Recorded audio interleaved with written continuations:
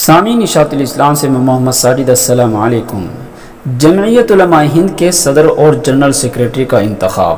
خبر تفصیل سے سنیں۔ جمعیت علماء ہند م کی مجلس عاملہ نے متفقہ طور پر حضرت مولانا سید محمود اسد مدنی صاحب دامت برکاتہم کو جمعیت علماء ہند کا صدر اور مولانا حکیم الدین قاسمی صاحب کو جنرل سیکریٹری منتخب کر لیا ہے۔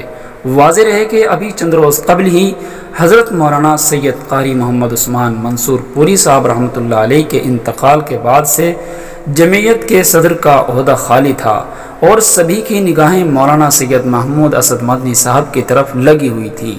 فی الحال سوشل میڈیا پر حضرت مولانا سید محمود مدنی صاحب کو مبارکباد دینے کا سلسلہ بہت زور و شور سے جاری ہے۔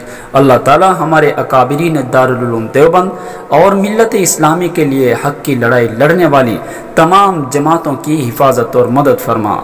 اللہ تعالی ہمارے دونوں صدر جمعیت علماء ہند کی بھی خاص طور سے حفاظت فرما۔